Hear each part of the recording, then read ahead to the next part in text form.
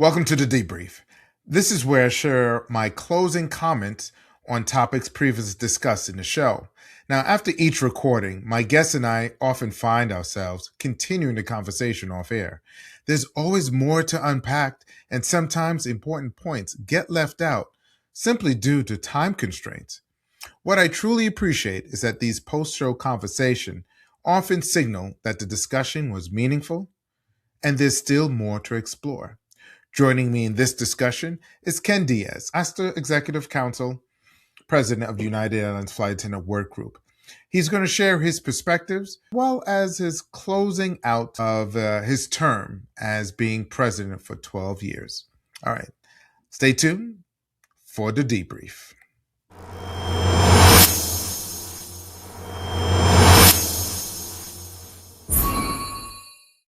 Welcome back, Ken, to another episode of Cuckoo4Politics. We went at great length regarding contract, the tone. I was looking back. This is the current contract that has expired in 2021. To our viewers, there's 406 pages, excluding the index. I will have to say, Ken, it's hard to cover every bullet point of the contract. Members would probably say, here's a question I have for you, because there's still some specifics I have. Why wasn't it possible to improve the entire contract once TA1 was voted down? You had to be laser focused on just the particulars for TA2. I'm the MEC president of AFA. I'm also on the International Negotiating Policy Committee. And we reported out to the board of directors in March. I reported out to our MEC. I am saying AFA has to change the way they negotiate under the RLA to stop these 4, 5, 6-year negotiations. It was adopted by the board of directors, which is all the AFA airlines. I have support from the all current leadership of the United MEC. The next negotiations, which will start, if this is ratified, a year before this becomes amendable, send the survey out prior to that. What areas of the contract do you want improvements on? And we will never again present you with a 450, 500-page opening proposal, which just by matter of process takes years. We will ask you for your top priorities. We'll go in with the top 20, 25 priorities that we want changed. So you start absolutely at the point of what would really take place in the last year of negotiations, because flight attendants should not be waiting 3, 4, 5, 6 years. Southwest, when they went 6 years, I was baffled. Okay, yeah, we're at 4.9. That's too long. People need steady improvements, steady increases in their wages, so that negotiations can go back to the way they were in the 80s, when they lasted 12 months, 14 months, maybe tops 18 months. But with the year early opener, flight attendants should be having multiple contracts in their career, multiple wage increases as prices go up, and not have to wait. And that's how you get around the RLA, because the RLA only favors the corporations to drag them out. If you're only going in with targeted proposals, they have no recourse other than to negotiate on those targeted proposals. So these 5, 10-year contracts have to end. And that's what we have to do better as a union, to find a way around that RLA, because the RLA is not our friends. It just prolongs negotiations. So you will see that going forward. You will see targeted things, and you will not see a Christmas tree where it's bringing flight attendants' expectations up so high that you could never possibly deliver on 560 pages of improvements.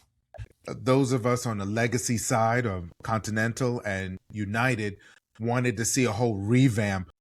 Those in the new, who came in way after the merger, don't have that long history. Some will still argue that it's not to the point of where we should have been pre-bankruptcy. And the all thing is, you cannot compare it to pre-bankruptcy. Those days in the industry are completely over for everyone, including pilots. Okay. It's a different industry than it was 25 years ago. And we can't be negotiating for what we lost over 25 years ago. It's not the industry we work in today. Unfortunate. We had some great provisions in our prior contracts. Those days can't come back because an airline could not compete in today's airline industry, which the way it has transformed. And we have to adapt with the times. We can present you to a contract where the only concession is the 480, and we didn't give up anything else. And there's improvements. I don't know what to say to people that say, okay, we don't have a pension. I'm sorry, the whole country is doing away with pensions. And I will never, ever advocate for those that came from Continental to lose their pension. They worked for a different company, and why should they have to lose it? So the equal amount that's going into all the retirements, it's equal, okay? But we're unionists. We fight for each other. And yes, I get some of us have different retirement plans, but we fight together. What was the room like again? I know you said you did a survey in the first one, but I kind of want to also hear, was there new negotiators on the company side? Was it tension? Was it, you know what, okay, it failed. How can we meet the terms of the membership? Was it more cooperation, or there was still more resistance? So I've negotiated in 3 contracts. This was the most difficult of all, including the GCBA, and I'll tell you why. So there was a negotiating committee. We sit at this long table. We're on one side, they're on the other side. And to be clear, there was attorneys, you had your resources. Well, let's get to that. Okay, because that's always a misconception again. We had 2 attorneys with us all the time. They did not have attorneys at the table. They brought attorneys in, I would say, no more than 10 days and 4 years and 9 months. Team there at one end of the table, which was their finance group, young group of guys that were all on the computer because pricing out everything anytime proposals were going back and forth. They were the finance group. Then you had their 3 core members. Yes, Bob Krabby was their spokesperson in the JCBA, but he's never negotiated a Section 6 contract because don't forget that was a merger contract. So this is his first Section 6. Dean Whitaker was there as one of the members of the committee. Dean had no prior negotiating experience, but I think he brought in a different perspective from their side, trying to find solutions rather than placing blame. And he was a senior vice president of in-flight because he replaced the previous. He replaced his predecessor, who actually just showed up to show up. Okay. I mean, how you really feel. Occasionally, there was no input from him in negotiations at all. And then you had people from labor there. You had what were called note takers. I'm not sure how many notes they took, but they were there. You had Michelle Sager-Johnson, who came in with Dean because they have that co-leadership of our division. Negotiations, you try to keep a professional tone to it. Let's just put it out there. Okay, I'm from the East Coast. Okay, I'm a real easy-tempered guy, poker face. You never know what I'm thinking. You get me angry, watch out, I'm coming after you. And Dean, even who I've worked with for 25 years, because when I was a local president in JFK, he oversaw it. So like I've had a professional working relationship with him. Yeah, we got into some real heated discussions. I have my feelings of what's happened to the purser program. I could have an intellectual, honest conversation with my supervisor. I personally feel that doesn't exist today. I believe, even though the company disagrees with me, I believe it's become a very punitive company. I believe we have a CEO that's super smart, knows how to go after market share, and takes naps, which grows our airline. Actually, it's job security. But there's another side. I don't think he's a people person. I don't think he knows us by name. We all have price tags. I know they're going to see some of this. They're not going to like it, but that's my honest opinion. I mean, so we were dealing with, sometimes I didn't believe they had the ability to make decisions on the other side of the table. I'm disappointed in upper management. I'll name them. Kate Gibo and I used to meet on a regular basis when she came into her position. Kate Gibo never showed her face in these negotiations. What did she do? Kate Gibo is the head of HR and LR. Many people under her work for her. Bob Crabby reports for her. Others report for her. She did not show her face. Any of the senior leadership never came. It's the first negotiation I've been in where a CEO has never showed his face, but they were calling the shots from without. And sometimes it was hard to decipher, like, if we were even negotiating with people, didn't have to go back because they were being told what to do. So, like, it was a very strange negotiation. So you say in previous negotiations that you were involved in, you had the heads of each department along with the CEO involved? I never had a CEO that didn't stop in occasionally to see how progress was being made.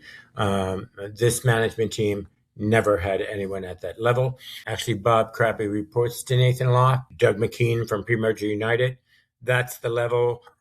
Mike Bonds from Pre-Merger Cal, that's the level that Nathan came in. He had no prior experience negotiating a flight attendant contract. Actually, his background wasn't in labor when he came into labor. Nice guy. We got into many, many disagreements and quite loud arguments at that table. Then you go, the mediator tries to calm everyone down. I wouldn't say it was always like that, but like when we were passionate or I felt there was a total untruth being said by the other side, a disparaging remark about flight attendants, I was enraged because, I've had the privilege of 12 years being in this job. I actually believe we have the best flight attendants in the industry.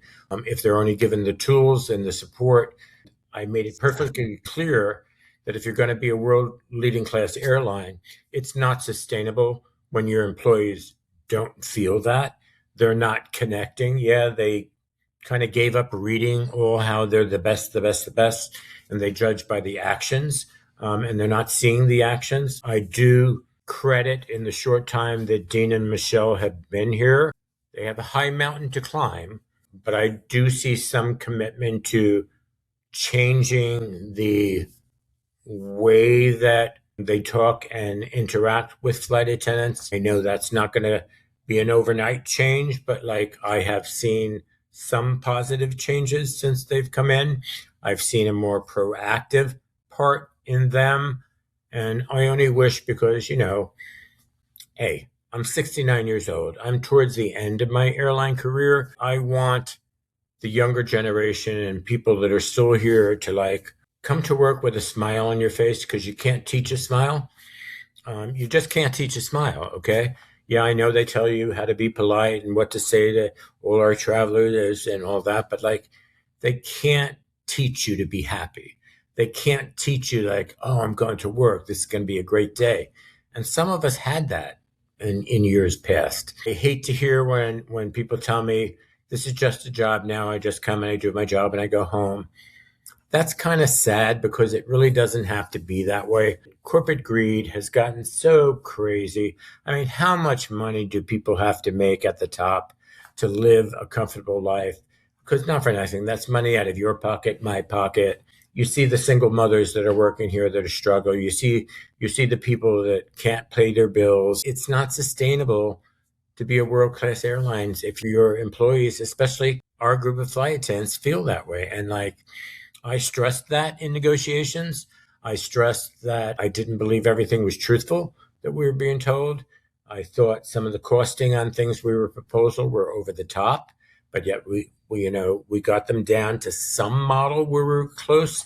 We never agreed with everything, even profit sharing. I mean, that was a hard thing to negotiate because you negotiate profit sharing, better profit sharings, when your company's not making extreme profits. When they're making extreme profits, it's so expensive that like we couldn't take it out of wages. We couldn't take it out of like things that you get in your regular paycheck to pay for it. So unfortunately, we had to stay with the same. But yet, as profits improved, there were less complaints this year about profits because the checks were better than last year. But like, it's hard to get that improvement during the time that United is making billions of dollars because the cost is so high. Hey, Michael, it's not the great the greatest contract. It just isn't, because it never is. I mean, because it's It can never be, because we're not it perfect. just can't. I can't meet the needs of 31,000 different ideas, and some with different single ideas, because you shouldn't be voting yes or no just based on a single issue. You should look at it in its totality, use it as a building block, look around you at the industry, look around you at the world, and that's not fear. That's facts. Anyone can learn that. Doesn't matter if you're a Republican, a Democrat, an independent, or you're none of the above. No. Anyone can see drastic changes in our industry are coming. Drastic changes are happening now. Costs to run an airline are going up at the highest rate we've ever had. So It go without saying that these factors is something that the voting member has to consider, but also the negotiators also have to consider. Hearing what you just said, that you had key individuals who were not present in the room.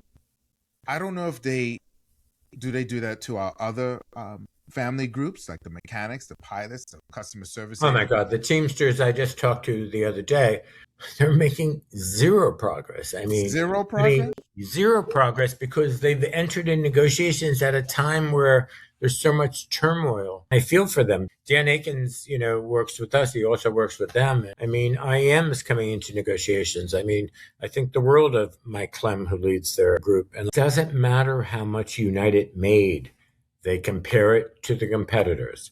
They are not going to go 20, 30% more than their competitors, because they never know what's going to happen. I mean, Kirby didn't know 4 months ago that fuel is going to go up $11 billion. It was never on the sheets. Delta's announcement was like kind of out of the blue today, like cutting all drinks on flights 450 miles or less. You would have never expect that to Delta. JetBlue having enormous financial strains. I mean, an airline that, quite frankly, I ride sometimes. I like riding on them. I feel for them. They're going through real times. The industry is drastically changing, and it's drastically changing overnight in front of us. In front of us, not for the better. And not only as a employee, as a citizen, you look at the tax structure constantly favors 1% versus the rest of the rank and file or regular citizens. And it's frustrating, because we see the CEOs making bank and still nothing is benefiting us, and they cut healthcare and so forth. But now we're going into a different tangent. Let me stay focused on the contract. Here's a couple of buttons that colleagues have pointed out that they wish was addressed, or at least can you clarify? Let's talk about the sub bases who are language qualifying or international pursers. Currently, it's the different bases where they are able to bid accordingly. Now, if this TA was to pass, that would eliminate that. That means anyone who's either qualified in a language or purser just could bid a line. They could be specific as for what position, but then they can also position the non-language per se. Is that going to be a hindrance to, or how's that a beneficial to members? Language qualified flight attendants got a 50% raise. They went from 250 to 375. So start there. Okay. And yes, they were on separate bases, but now your qualification is what's going to be important. It opens up more to them. There's no more restrictions of waiting for certain times, because there is no more at a base for them, because they're not in a different base. They can bid their language lines that they want. They can stick in their domestic lines that they want. More opportunities. Now, I've heard some concerns because there'll be no more reserve language lines. There'll no more reserve international purser. I mean, quite frankly, the reserve language lines weren't really getting utilized because it was restricted just to the language. Even though all the reserves will be in one group, they might have to bypass some people that have a special qualification because they know that trip later on tonight to whatever international location needs a speaker. So, I mean, they're still going to get speaker trips if they don't hold the speaker line. Also offers them the same opportunity that any flight attendant has with open time with other flights. Even say they get a domestic line because they couldn't hold the speaker line that they wanted. They now can trade with open for non-qual trip for a qual trip that's an open time. So the increase in the language pay with increase in the base pay, I don't think it's that much of a change from those that worked years ago at United Airlines. I think you'll have more purser qualified people. I think you'll have more language qualified people because right now they limit the number in those bases. I still have to have a conversation with them because there's no need for wait lists anymore because it goes by your qualification. So that's for the purser. No wait list for the purser. No wait list for the purser. But the language thing, it is different, and change is different, but it also opens up many more opportunities. It opens opportunity when flying gets pulled back because, a lot of bases have seasonal flying. So now instead of being in this separate base, they have access to other flyings. And you have to adapt to change if the TA ratifies, but it does open many possibilities. So that's good to know as far as more flexibility for the individuals who are qualified, either international purser or language. It opens it up, and they don't have to wait the 14 hours because it was considered a base. Well, the 14 hours because it was a sub base, so that doesn't exist. So that goes away. There'll be more. And sticking to the trading, someone texted me about, is there a provision that flight attendants are blocked from advertising or picking up a pairing 4 hours prior to check-in? Did you hear that in your...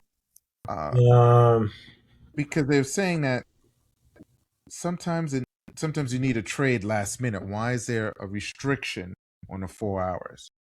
So I believe that exists today. One of the changes that originally came out, there was actually something was left out that should have been in the TA and it's back in. This had to do with reserves, not so much language. It had to do with reserves about that 12-hour rule. Yes. 100%. So that is the same as it is in our contract today. Anything under 12, you can call the scheduler and try to get that just as it is today. So it was inadvertently left out of the TA. Here's something, too. One of the bone of contentions members had in TA1 was the hotel language. Business class, that language, that verbiage is in there. It reaffirms the type of hotels our members or our colleagues will be placed in. Union will still have more of an active pro in selecting the hotels, providing that list that was in TA1.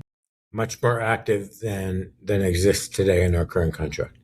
Because one of the things, too, is like sometimes we're at disapproved hotels. Flight attendants will report, but there's no movement, there's no change, unlike our other counterparts. And that's what I think members also want to see.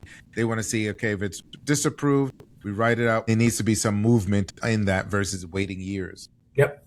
And just so you know, and even though I can't say the figures, tens of millions of dollars because certain hotels we stayed today do not qualify under the new TA. I mean, Woking is the biggest example. Can't be. So. Another provision that was seen in this TA, and in comparison, currently there is ground transportation provided between JFK, Newark, and LaGuardia. And that makes sense because of the distance, and there's no way. Hopefully they can increase the frequency between the shuttles. But we also have a popular airport, Baltimore, Washington Dulles, and Reagan. Why wasn't there no provisions made for ground transportation for our fellow colleagues in that area?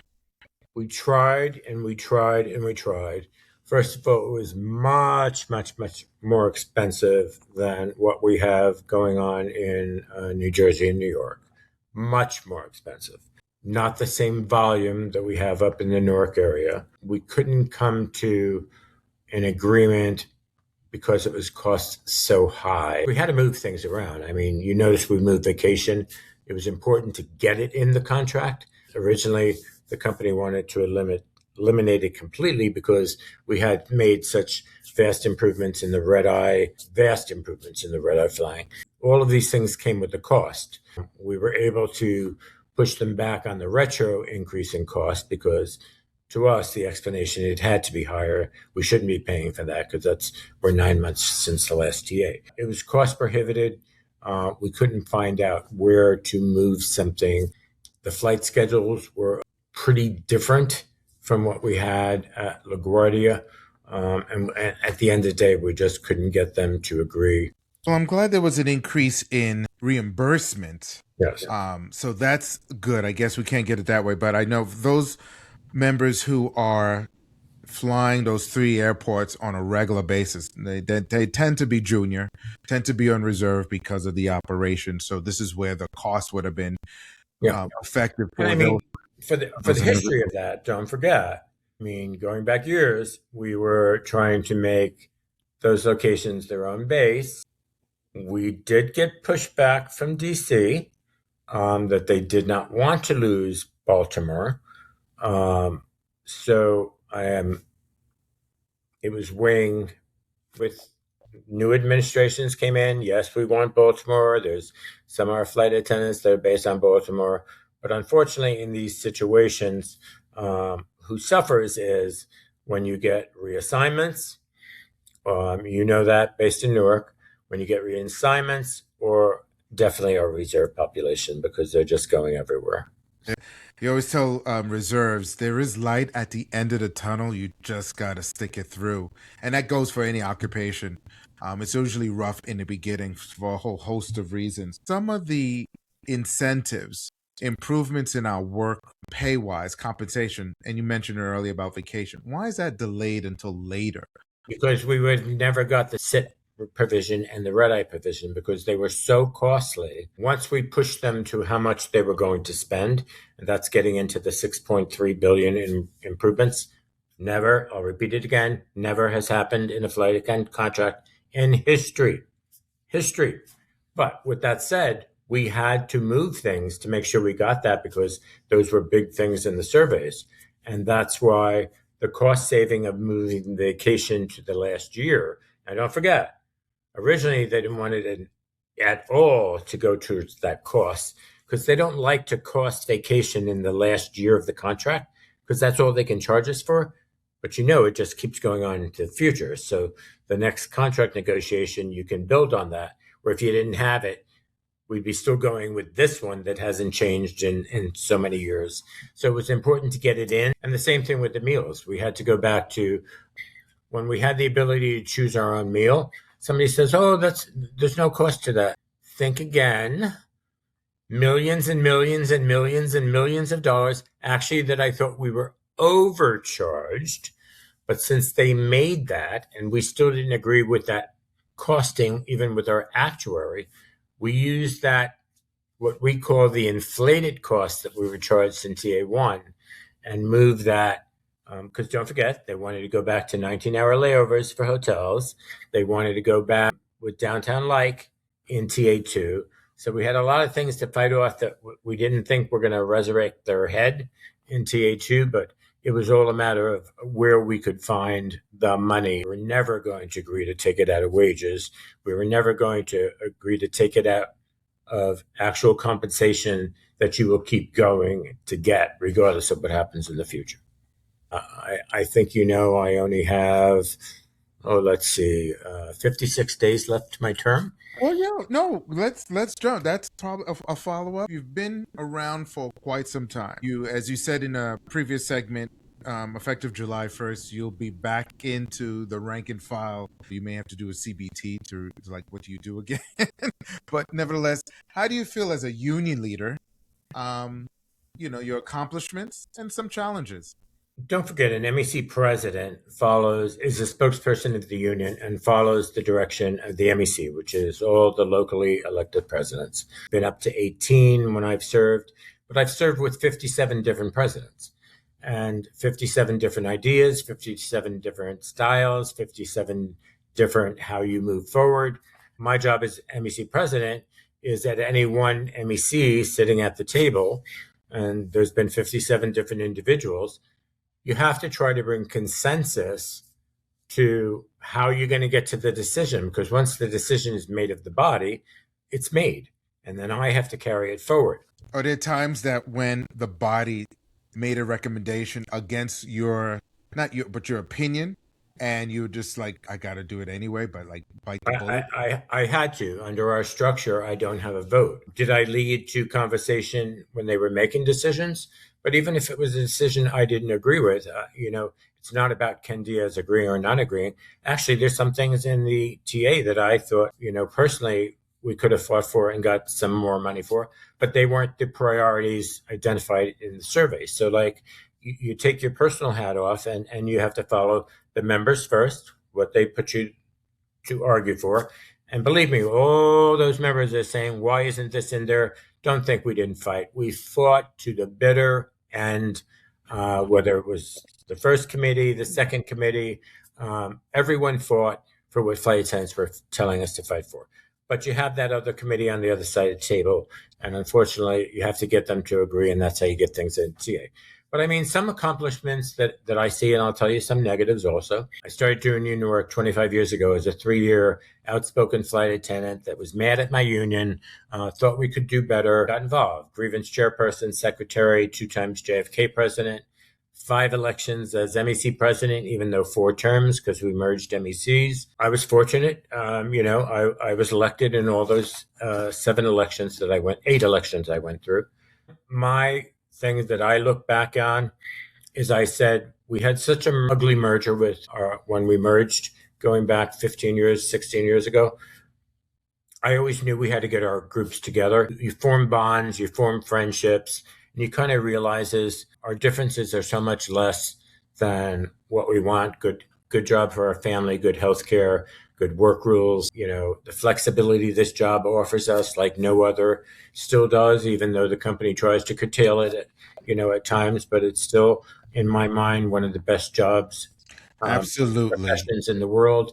I mean, I think we're underrated as to what we do. I'm trained in medical, trained in fires, trained in evacuations. Customer service isn't always easy because, you don't know every single person's mood as they walk on that plane, but you're responsible for giving them that good experience. I'm proud that we brought the groups together.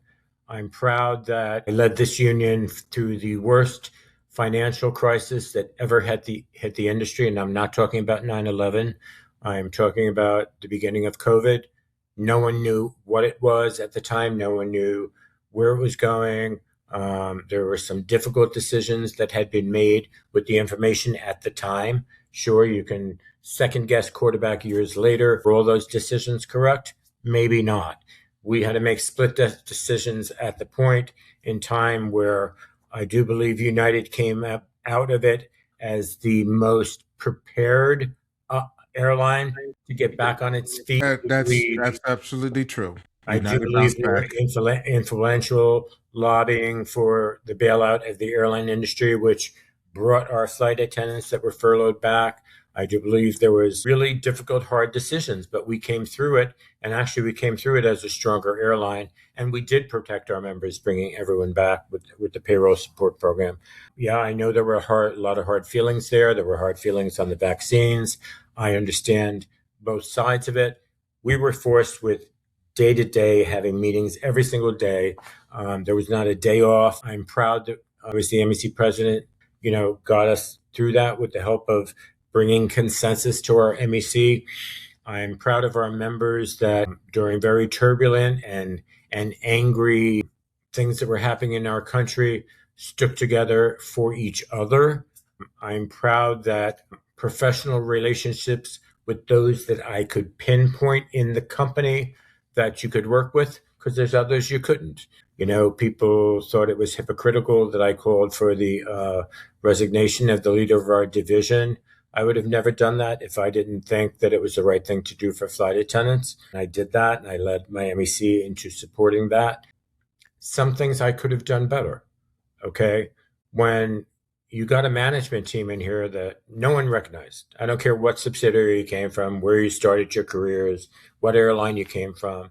No one recognized them at time. One way they were this way, one way that way, one way they were telling you how great you are, one way they were firing flight attendants with decades of experience, where in the past it would be, What happened?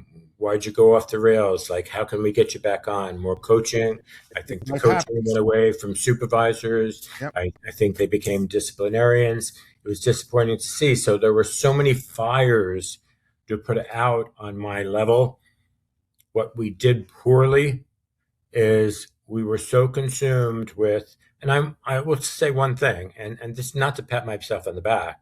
As 12 years as MEC president, I have never taken more than 12 days off that a reserve gets off. And my seniority could have held more days off. I gave that off. I never took 1 week more vacation time at a time because you couldn't be away that long.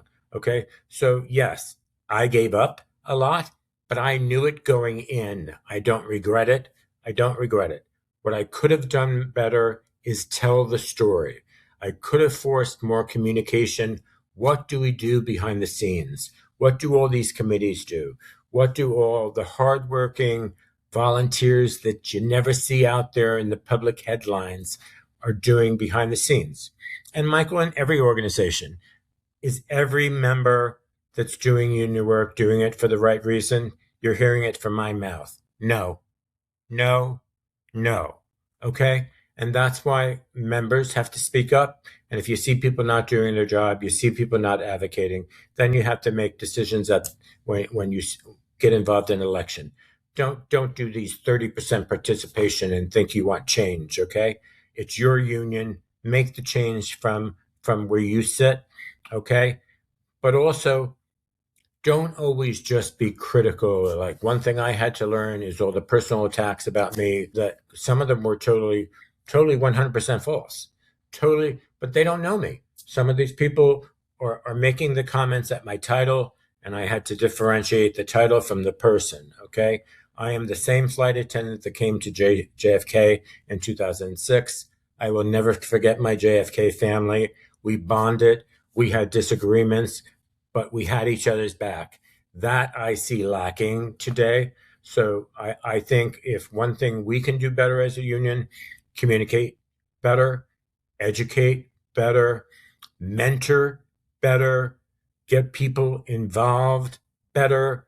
You can't just be yelling change behind the computer. You can't just be calling out people behind the computer. You are the union. Get involved. We need younger people. I'm really excited to see a lot of younger people getting involved, okay, because they are the future. I will say, for those of us that are reaching the ends of our career, don't try to push us out, because the more you try to push us out, we're staying, okay? Recognize that there are a lot to learn from those that have been here through all the different cycles that this airline industry is going through, okay? And learn from us, and we should learn from you, and we should have each other's backs. Stop this always going to the company complaining.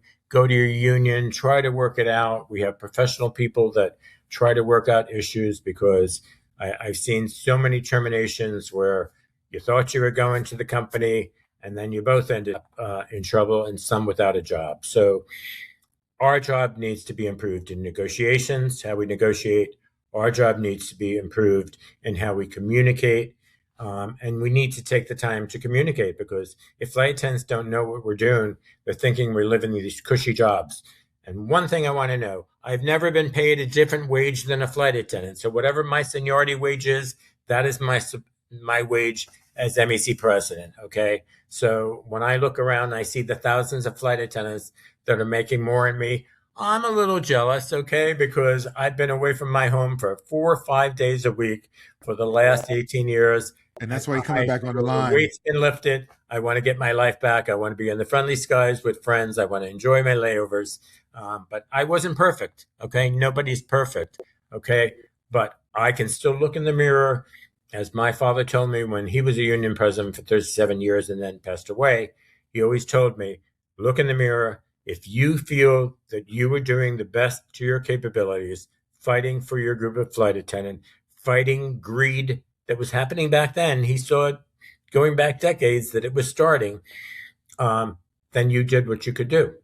Was it all perfect, Michael? No, but I'm proud that I represented the best flight attendants in the industry, and I'm proud that I fought for them every day, whether they saw it or not. I did it. Thank you for your dedication, your hard work, the sacrifices. There's a disconnect. Like you said, the members feel like you're in a cushy job, you're in Chicago, you're in a high tower. They don't understand about the living in and out of a hotel. Even us who are active flight attendants, you could be at one of the most luxurious hotels. Nothing beats your own home, your own environment. There is also a disconnect too. You said that the industry has changed. I remember talking to a young flight attendant who's on a sit, just small chit chat. And she did express that she was unhappy here. And I'm like, why? And she said, this is not the company that I thought I was attracted to. And I said, yes, it is a different company, a different environment. I joked around. I said, it seems like supervisors get Bravo points just for punitive after flight attendants. And it's not that environment. And it's sad because I could see that glimmer that she wanted to stay, but she's like, this is not the environment. And she would explain me were not her fault, but also things that she made a mistake, an error in judgment, like we all do. It seemed like the management, her supervisor, was not forgiving or no coaching. Again, no assistance. You remember back in the day when supervisors, you could go up to them and explain to them certain situations and they're like, okay, they'll provide assistance and guidance. That's not here today. And to your point about some younger flight attendants who want to push the old guard out, we have so much value, so much experience, so much knowledge that we would like to share and to take with them, because I don't think there's that solidarity. They may not have grown up like you and I did back in the day in a union household, and that's lost through education because of life experiences. There's more that could be unpacked here, and we'll probably have to come back on another one-on-one just to talk about not only the current state of union, but also the politics of today. I have to acknowledge that, you and I, we were somewhat ribories, if you remember, back in the day. Not everyone knows that at the very beginning. Yeah. Just so you know, we both ran for, at the time I was JFK president, and you came in and unseated me. Could you believe that? He unseated me. But it was a good thing because life happens. But here's the kicker, and people should know this too. Even though I lost, didn't mean the cause was not there. It's still in you. When you're a union member, you don't need the title to fight, to advocate for better for your fellow employees or fellow colleagues. You just need to be in there. And so I encourage people who were thinking about being in the union, get involved in some capacity. Again, you don't necessarily have to be in an elected position, but it also goes to show the respect that you and I can have for over the years, our families and friends and stuff like that. I consider you a friend, even though we were rivals when we started. I adore your lovely, smart wife. And that's what I'm saying. We all have to stick together as unionists, and there can't be a divide between, commuters and non-commuters. There can't be a divide between junior and senior. We are so much more powerful when we have each other's back. And that slogan isn't, I used to think of slogans, what good's a slogan? Mm-hmm. But it is true. Stronger together, better together when we fight as one. 100%. But I want to thank you, Ken, on a personal level for taking the time. I know the schedule was correct because you were on the road. You were not knocking on doors. I was from another podcast. You were at the airport terminals. You were answering questions while you were in the terminals at the various airports, talking to members, clarifying any rumors, because there was a lot of AI generated false information spread out there that you can't keep up. Oh my gosh. People who were like, wait, where did this person come from? And they would send it and it went viral. Did you hear people say, you know what, I'm glad I got a chance to speak to you? I had many members say that to me, Michael, and not for nothing. I have an obligation because, we've had different members of the negotiating committee, and I'm the only one that has been there from day one to the 4-year, 9-month mark. And I believe I have an obligation to not only be out there answering questions, but taking some heat in some of those questions, because it's not only what's in the TA, it's what's not in the TA. And I feel I have a responsibility to answer why something's there and why something isn't, and take the heat. I mean, that goes with the position of MEC president and negotiator.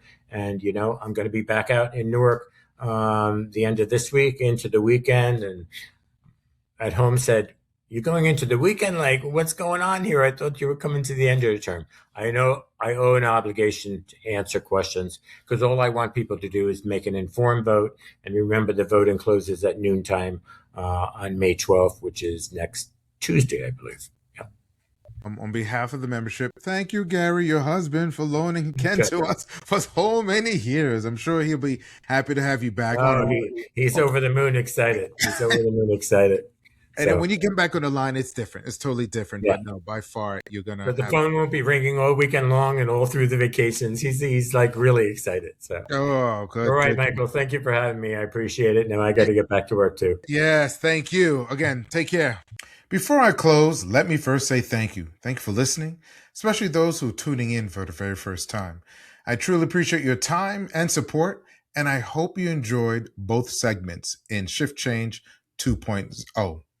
Now, if you'd like to share feedback, please do so on a platform you just listened or watched, or you could reach me at Cuckoo4Politicsfeedback@gmail.com. I welcome all feedback. Now, what we heard today is more than just a defense of a contract. It's a perspective of a leader who has spent over a decade at the center of this fight. Ken Diaz has served 12 years as Master Executive Council President. That's 12 years of negotiations, 12 years of turbulence, and 12 years navigating the constant push and pull between what workers demand and what companies are willing to give. Now, that experience matters. It shapes how you see compromise. It shapes how you define progress. But here's the reality. Experience doesn't cast a vote. The membership does. Because of every gain highlighted, there are workers asking tougher questions. Is this enough? Who benefits now? Or who has to wait? And what are we giving up along the way? This moment isn't just about one agreement. It's about what 12 years of leadership ultimately delivers when it matters most. And whether that aligns with a workforce that is more vocal or more organized and less willing to settle than ever before, the power, as always, rests with the people doing the work. You must decide. This is Michael, host of the political podcast Cuckoo4Politics.